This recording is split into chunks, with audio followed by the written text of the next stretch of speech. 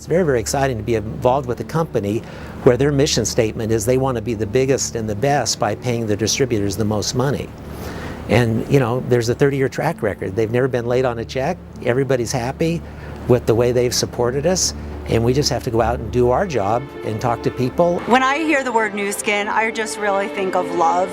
You know, I think about the difference Nu Skin has made in so many of our lives, the quality of life that we have because of Nu Skin. I cannot imagine my life without being involved in this journey that we've taken. It's really refreshing to see a company like Nu Skin, be at the forefront of this kind of movement and really solidifying their name globally in the hearts and the minds of so many millions and millions and millions. And I couldn't believe it. I looked at Blake and I thought, you've got to be kidding me.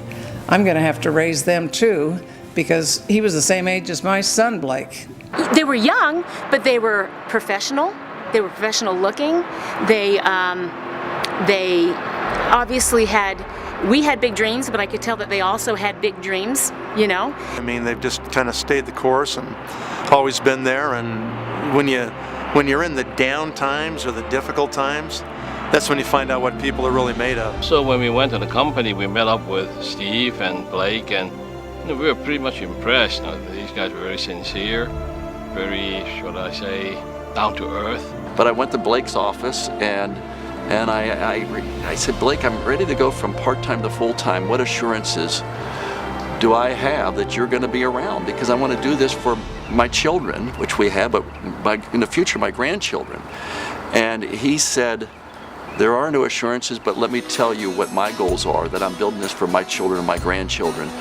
And I remember looking at him and believing him and just saying, okay, I think I'm really ready to go. But it was so small, and we always called it, Mayberry. Mayberry. Like at the Andy Griffith Show. Yeah. There was such a great show, and it was this quaint little town. And oh my gosh. Provo was this Mayberry, and you would go in there, and everybody was so nice. And I was out here for the first time in September of '89, and it didn't look like this. It was a small building in a small little office.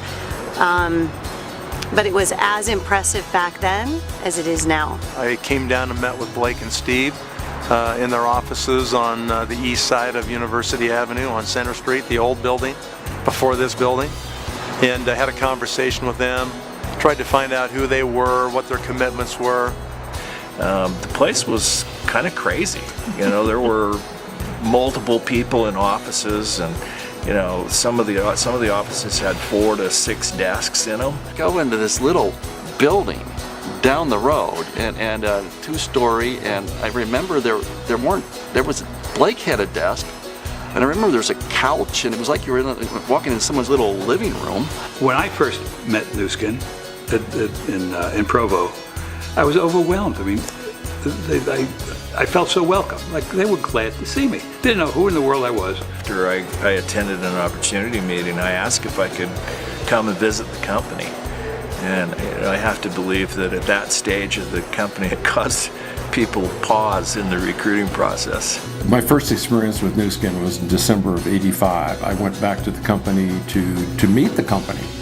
But there'd been a big snowstorm the day before, and the second-story roof caved in and fell down. All of our Nu Skin products fell down on the first floor accountant's office.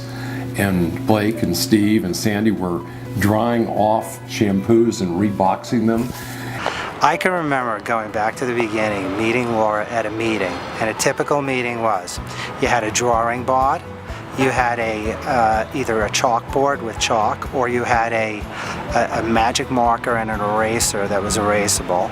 Well, when we got started in the business, there was this new little device called a fax machine.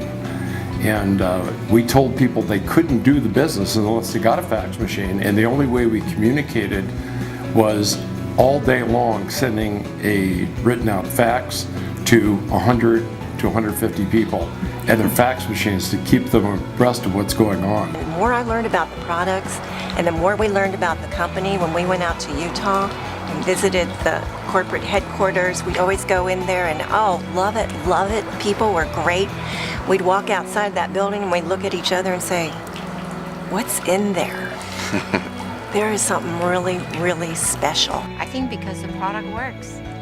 And company is very good at developing, doing the research, finding good people to come in and develop new product that works on us.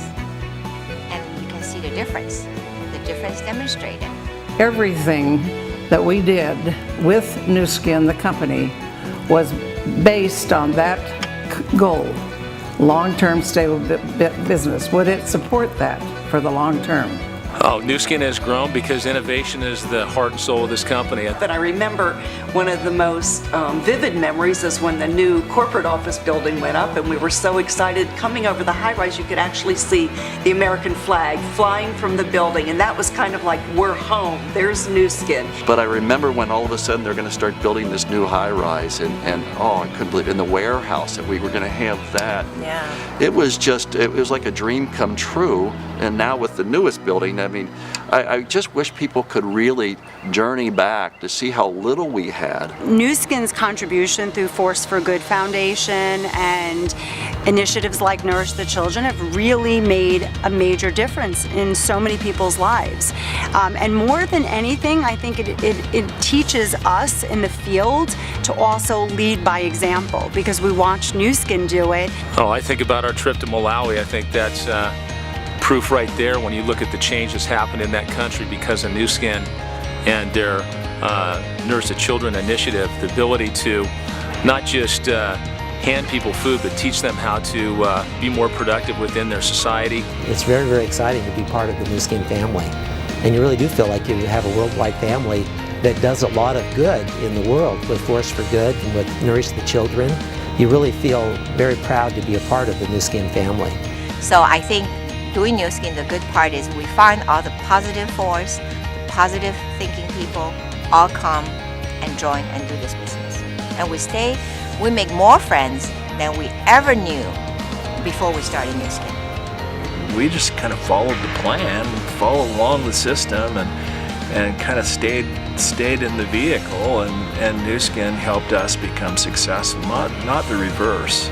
But I just see Nu Skin getting bigger and bigger and more people's lives being positively impacted. Things have changed. Obviously, we've grown, we've got the buildings, infrastructure, all that. But as much as things have changed, things have stayed the same. It's more valuable to be one team than to have one dream and to set those goals and achieve them together. And when we're one and we have that kind of unity together, we accomplish so much more, and it's so much more enjoyable. But I can honestly say that Nu Skin has always been there for the distributor, and they've never done anything that's going to undermine the distributors. I find that when new distributors come up to me and when I meet them for the first time, after we've talked for a while, the number one question they have is, what would be your number one word of advice to a new distributor that's just coming into this business? And I am very clear on what that is. The advice is that no matter what, do not quit.